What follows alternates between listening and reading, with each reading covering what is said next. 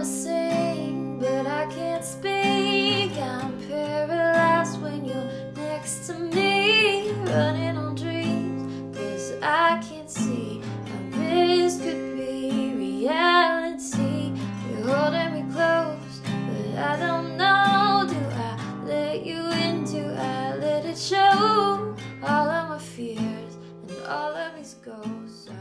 Happy Tuesday. Welcome back to Morning Coffee. My name is Rick Alexander, and today we're going over scroll number 2 by Mandino. All 10 of the scrolls were found in his book called The Greatest Salesman. And in it, he has what they feel like is manifestos about his life, and we've been breaking them down. And so I started with like number 7 or 10 or something. I went back, did number 1 last week. Today we move on to scroll number 2, and I'm really excited by this one because it talks about love, which in my estimation is the highest expression of humanity, at least in this plane of existence. And so I'm really excited to break this one down. Line number 1 is, I will greet this day with love in my heart. For this is the greatest secret of success in all ventures. Muscle can split a shield and even destroy life, but only the unseen power of love can open the hearts of men. And until I master this art, I will remain no more than a peddler in the marketplace. I will make love my greatest weapon, and none on whom I call can defend against its force. My reasoning they may counter, my speech they may distrust, my apparel they may disapprove, my face they may reject, and even my bargains may cause them suspicion. Yet my love will melt all hearts, likened to the sun whose rays soften the coldest clay. I will greet this day with love in my heart.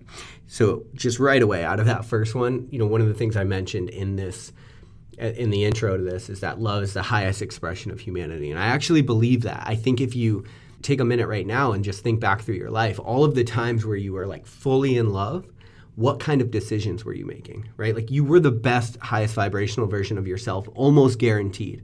Very few people are like grumpy pants and also in love. And so as you figure that out, right, I feel like that's like the in love version of you is something like the absolute best version of you. And imagine if you were in love with all the different aspects of your life as well.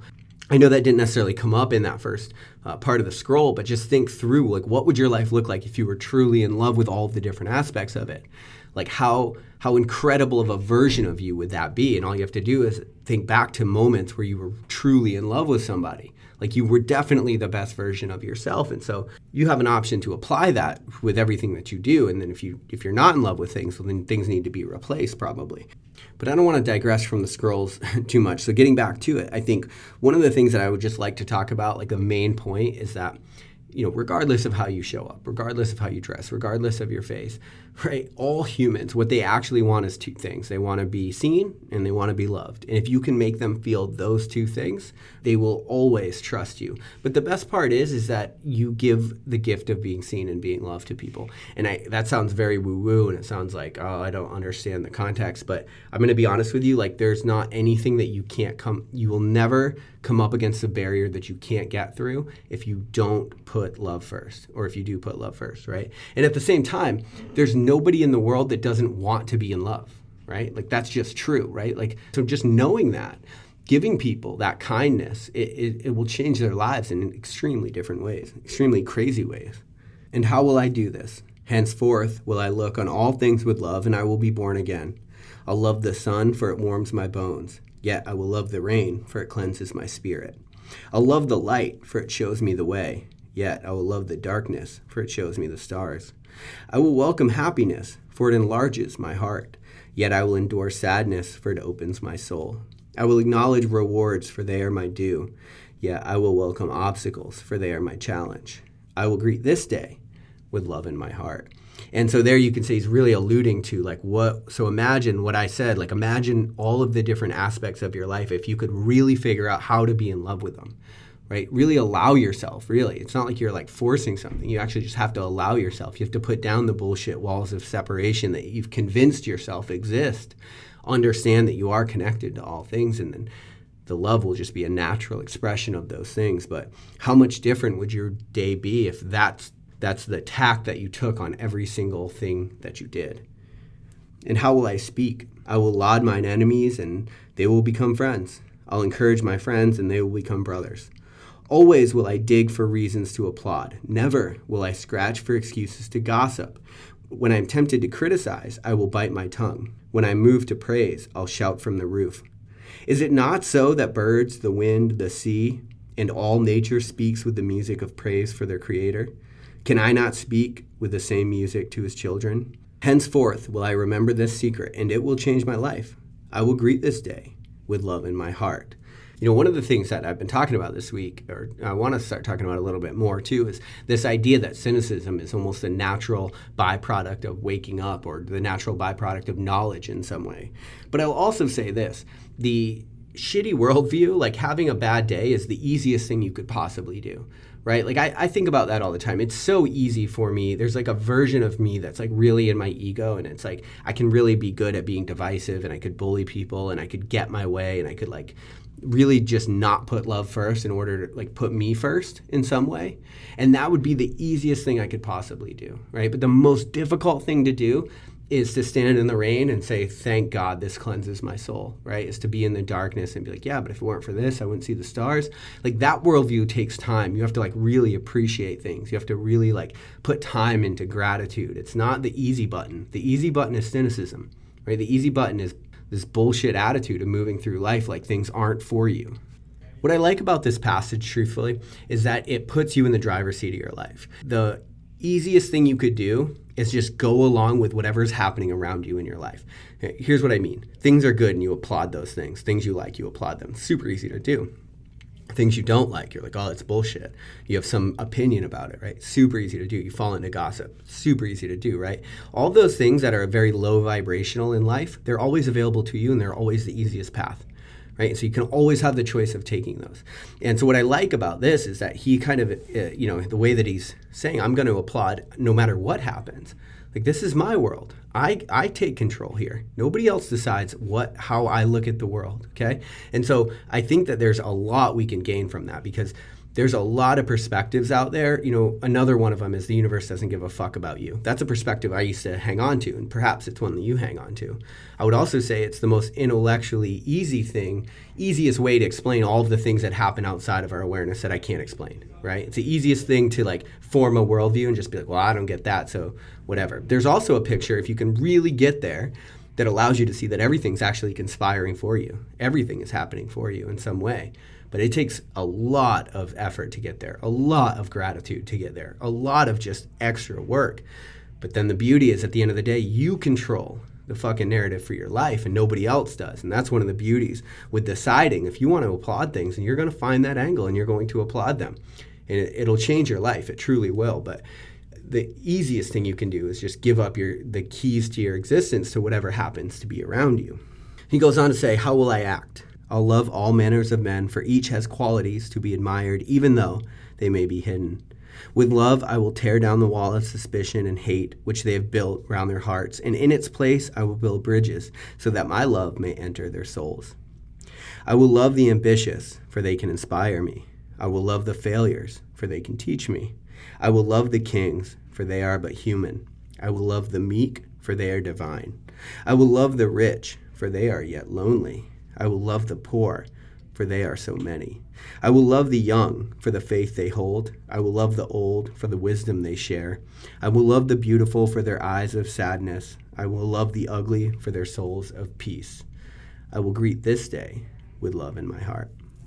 And you know what I love about that passage is tomorrow's episode, I'm talking about ways to consume self-help advice. And one of the things that I talk about is consuming things that you don't agree with. And the reason being is because they often have something to teach you.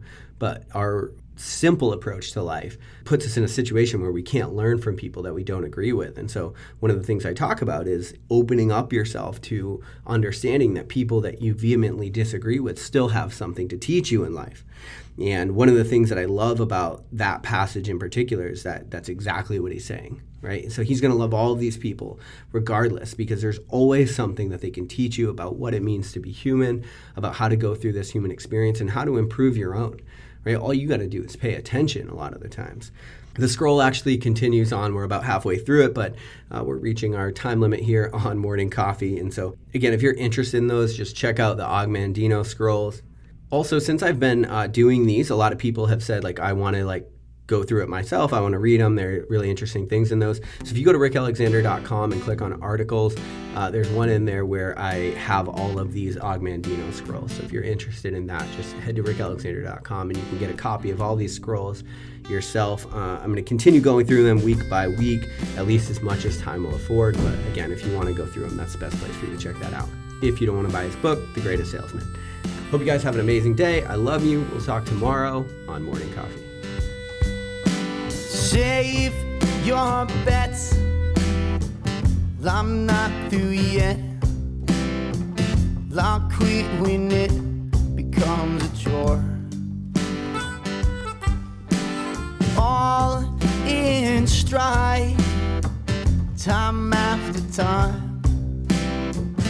I don't know why I come back here for more.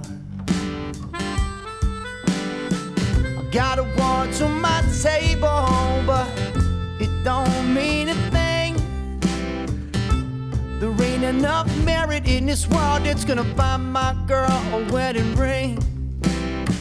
I got records on my wall, but it don't mean shit. They won't pay my bills when they figure out why I'm sick. No, you don't do it for the money. Don't do it for the fame.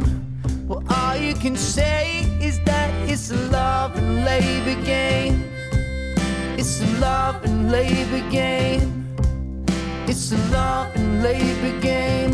And a man's gotta work. You know a man's gotta work. Right?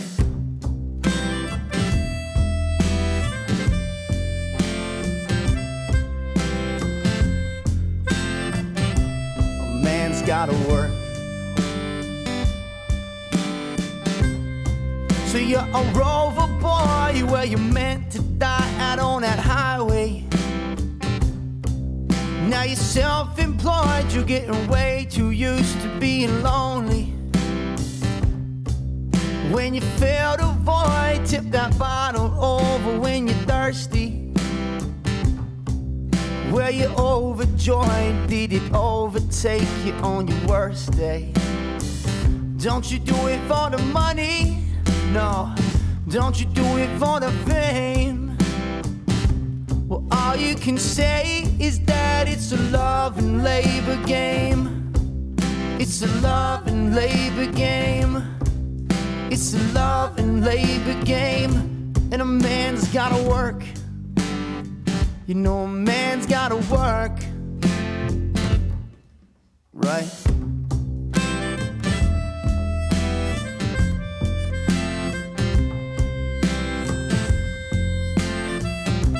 A man's gotta work. So save your bets. I'm not through yet. I'll quit when it becomes a chore. All in stride, time after time. I don't know why I keep coming back for more. I keep coming back for more. Well, I keep coming back for more. You know a man's gotta work.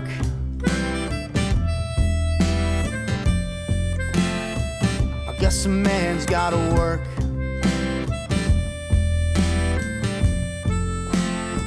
You know a man's gotta work.